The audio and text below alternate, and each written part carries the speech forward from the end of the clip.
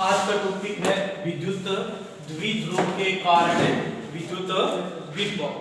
ठीक है, एक अपने को इलेक्ट्रिक डाइपोल दिया जाएगा जिसके कारण अपने को विद्युत विभव का मान ज्ञात करना है।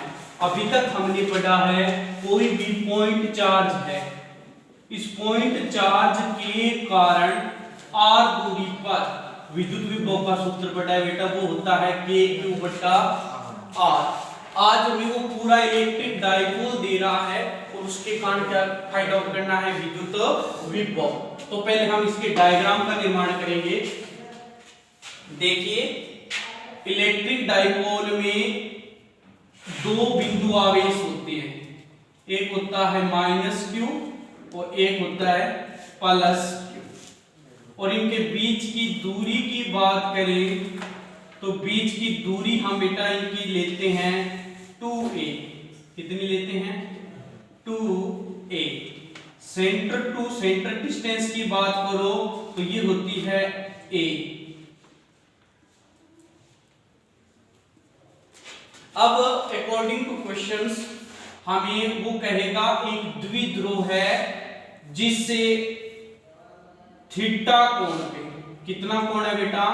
थीटा कोण है।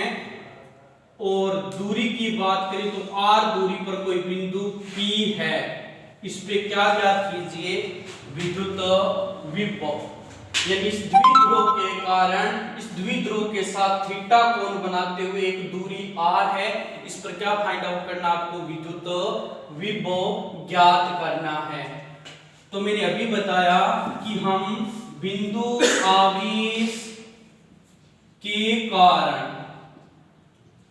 विद्युत विभव का सूत्र जानते हैं और वो होता है Q/r। और हम देखें तो यहाँ इलेक्ट्रिक डाइपोल में कितने बिंदु आवेश हैं? तो भाई दो बिंदु आवेश हैं, एक -q है और एक क्या है? +q। तो इस सूत्र का उपयोग करते हुए हम इन दोनों आवेशों के कारण इस बिंदु पर क्या फाइंड आउट करेंगे? विद्युत विभव। तो आपको सर्वप्रथम कुछ एक डायग्राम को आगे बढ़ाना है। आप इस -q आवेश को इस बिंदु P से मिला दीजिए, स्केल की सहायता से मिला देना।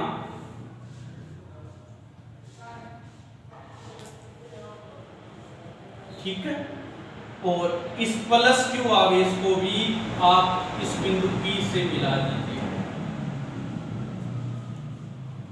ठीक है, और इस डिस्टेंस को -q आवेश से P बिंदु की डिस्टेंस को आप कुछ भी नामकरण, यहां मैंने r1 दे दिया है, और +q से P बिंदु की दूरी को आप क्या नाम दे दीजिएगा?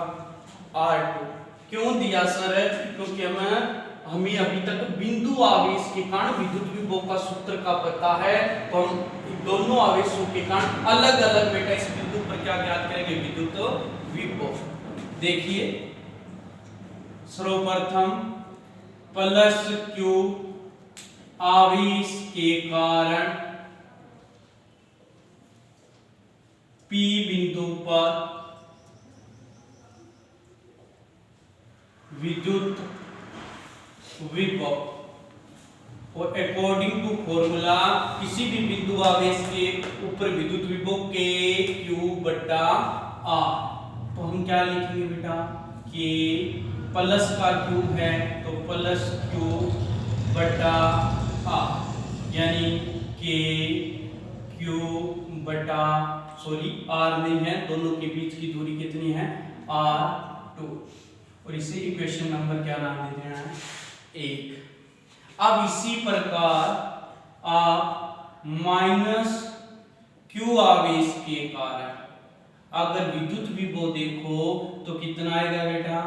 K आवेश का मान -q बटे में दोनों के बीच की सीधी दूरी, तो हमने कितनी मान रखी है? r1। अगर इसे मैं थोड़ा सा हल करूं तो ये आएगा -kq/r1, समीकरण नंबर 2। यानी प्लस आवेश और माइनस आवेश के कारण हमने अपने सूत्रानुसार बिंदु P पर क्या निकाल लिया है? विभव निकाल लिया है। अब बिंदु P पर कुल विभव, अगर कुल विभव की बात करें तो विभव बेटा एक अदिश राशि है और अदिश राशि होने की वजह से इन दोनों आवेशों का विभव है जो इस बिंदु पर वो सीधा बीजगणितीय योग के अनुसार जुड़ जाएगा। तो कुल विभव होगा बेटा समीकरण 1 व 2 से दोनों का जोड़।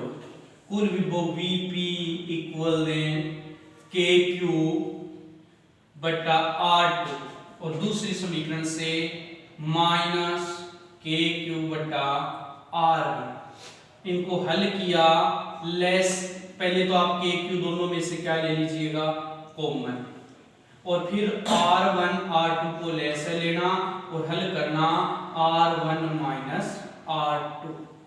Vp पर यानी P बिंदु पर विभव का कुल मान यही होगा KQ R1 माइनस R2 बटा R1 plus R1 into R2। वैसे तो इस उत्तर आपका सही है, लेकिन यहाँ दिक्कत क्या है, ये कुछ एक दूरियां हैं R1 और R2 जो आपके द्वारा मानी गई है।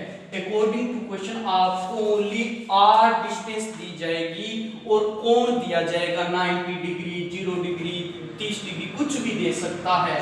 तो आपको बेटा यहाँ R1 और R2 का मान है वो रिप्लेस करना पड़ेगा किसके साथ, R और थीटा के साथ। तो हम अब क्या करेंगे, R1 व R2 का मान ज्ञात करेंगे। क्या ज्ञात करेंगे बेटा, मान ज्ञात करेंगे।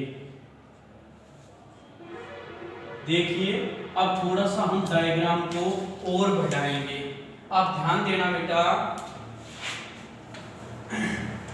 मैं इस R डिस्टेंस को मैं इसका नामकरण और बढ़ा देता हूं थोड़ा सा।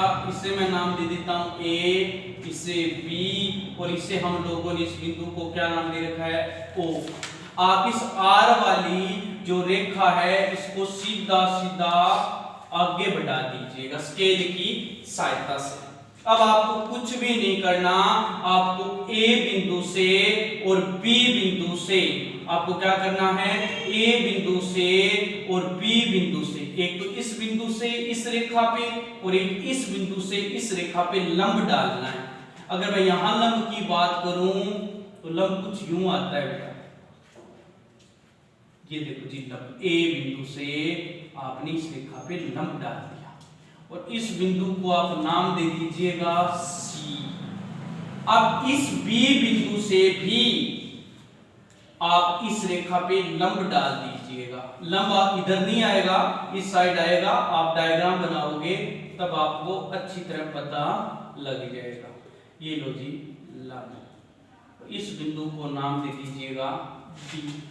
मैंने ये दूरियां हटा दी है कुछ एक देर के लिए। आपको पता है ये दूरी कितनी है, A है, ये कोण कितना है, थीटा है, ये दूरी भी कितनी है, A है। और अगर मैं O से P दूरी की बात करूं, O से P दूरी की बात करूं तो कितनी है बेटा, R है। अब ध्यान देना, हम ये दूरी होती है ना जो A और A, ये बहुत अति अलग होती है। अति अलग दूरी जब A है तो हम कह सकते हैं बेटा AP यानी जो R1 है वो किसके बराबर है, CP के बराबर है। आप देखोगे अगर ये दूरी बहुत ही कम होती तो ये दोनों रेखाएं अति नजदीक होती, बहुत ही ज्यादा क्या होती बेटा, पास। उस समय आप कह सकते थे sir AP equal then CP। तो हमारा AP क्या है बेटा, यहाँ R1 है तो हम सूत्र क्या लिख सकते हैं, R1 लगभग बराबर है CO प्लस OP।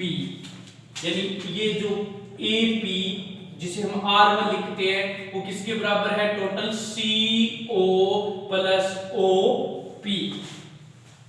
अब बेटा R1 बराबर CO प्लस OP कितना है, अकॉर्डिंग टू डायग्राम आर है। अब हम रफली वर्क करें, CO का मान ज्ञात करना है। ध्यान देना, ये बिंदु है जो O है आपका, अगर ये कोण थीटा है तो ये कोण भी कितना होगा, थीटा होगा। और थीटा, ये कोण थीटा हो गया, ये लंब हो गया, एक त्रिभुज बन रहा है बेटा OCA त्रिभुज। थीटा और ये एक 90 डिग्री का कोण हो गया, इस त्रिभुज को हम समकोण त्रिभुज बोल सकते हैं। और थीटा के सामने वाली भुजा होती है भाई लंब, और लंब जिसके साथ 90 डिग्री का कोण बनाता है वो क्या होता है, आधार। और तीसरी भुजा ये बचती है AO, ये किसका काम करती है, कर्ण का। आपको चाहिए बेटा CO जो किसका काम कर रहा है, आधार का। तो आधार आपको ज्ञात करना है और कर्ण आपको दिया गया है, तो क्या सूत्र रहेगा, आधार बटा कर्ण बराबर होता है बेटा कोस थीटा। आधार है आपका अकॉर्डिंग टू डायग्राम CO, कर्ण की अगर लेंथ की बात करूं तो A कोस थीटा, CO क्या आएगा, A कोस थीटा। तो मैं CO की जगह क्या लिख सकता हूं बेटा, A कोस थीटा। तो R1 बराबर A cos theta plus R1 का मान आ गया। अब मैं इस तरफ वर्क को साफ कर देता हूं। अब देखो, अगली आपको R2 भुजा ज्ञात करनी है, और ध्यान देना ये R2 भुजा है, ये लगभग किसके बराबर है, DP के बराबर है। तो R2 लगभग बराबर है DP के, और DP को क्या लिख सकते हैं बेटा हम लोग, R माइनस, यानी टोटल डिस्टेंस R माइनस कितना लिखूं मैं, OD, R माइनस OD। जैसे हमने यहाँ CO का मान निकाला था, वैसे अपने को किसका मान निकालना पड़ेगा, OD का। तो देखिए इस त्रिभुज को देखिए बेटा, ये भुजा A है और ये दो भुजा है एक दूसरे पे लंब है। थीटा के सामने वाली भुजा लंब, लंब जिसके साथ 90 डिग्री का कोण बनाए वो आधार, और तीसरी भुजा क्या होती है, कर्ण। तो आपको यहाँ फिर आधार यानी OD निकालना है, और कर्ण आपको दिया गया है। वही सूत्र लगेगा, आधार बटा कर्ण बराबर कोस थीटा। आधार आपका OD है, कर्ण आपको दिया गया है कोस थीटा। OD बराबर आएगा A कोस थीटा। तो अब मैं यहाँ वैल्यू रख रहा हूँ R minus A cos theta, ये आ गई बेटा R2 की वैल्यू।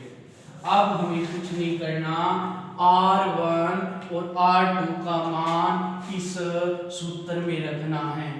जब हम सूत्र में सारे मान रखेंगे, देखिए K Q R1, और R1 रहा बेटा ये A cos theta plus R, ध्यान देना A cos theta plus R minus R2, minus में इसमें साथ ही रख देता हूं।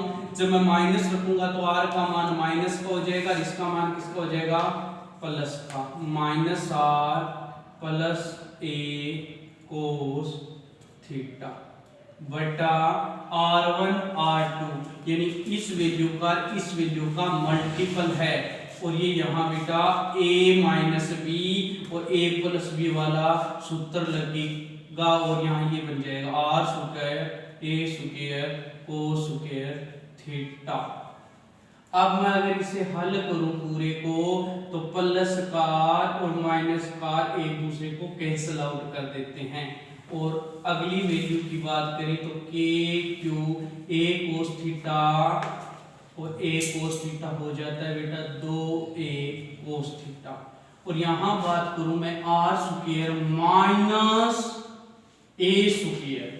अगर बेटा हम आर और ए की तुलना करें, आर और ए की तुलना करें तो ए होता है बेटा द्विध्रुव आघूर्ण की आधी दूरी। टोटल दूरी तो 2a होता है, ए क्या होता है आधी दूरी, यानी बहुत कम दूरी है। और बहुत कम दूरी या संख्या का वर्ग करें तो और भी छोटी संख्या बन जाती है। एक बड़ी संख्या और एक छोटी संख्या का जब कोई जोड़ या घटाव होता है तो हम छोटी संख्या को क्या मान लेते हैं, नगण्य। तो इस पूरे पद को मैं नगण्य मानता हूं, तो बेटा में आता है बेटा ओनली आर स्क्वायर। अब देखिएगा Q, एक तो ये पद, एक 2a, Q इंटू 2a, इसे हम लिख सकते हैं बेटा P। तो अब अपना सूत्र बनता है कि, और इसको मैंने P लिख दिया, आगे कोस थीटा बटा आर स्क्वायर। ये आ गया बेटा आपका इस P बिंदु पर विद्युत विभव। P बिंदु पर विद्युत विभव कितना आता है कि P कोस थीटा बटा R square at the point of P। ठीक है। अब कई बार इसे आगे बढ़ा दिया जाता है बेटा, वो बोलता है थीटा बराबर 0 डिग्री हो या थीटा बराबर 90 डिग्री हो। तो जब हम इसमें वैल्यू रखेंगे थीटा 0 डिग्री तो कोस 0, और कोस 0 का मान कितना होता है 1। उत्तर क्या आएगा VP बराबर KP बटा आर स्क्वायर, यानी 0 रखेंगे। ये रेखा है बेटा थीटा 0, मतलब ये P बिंदु कहाँ आ जाएगा आपका, अगर मैं डायग्राम में बात करूं तो ये P बिंदु आपका यहाँ आ जाएगा। और द्विध्रुव की इस रेखा को हम कौन सी रेखा कहते हैं, अक्षीय रेखा।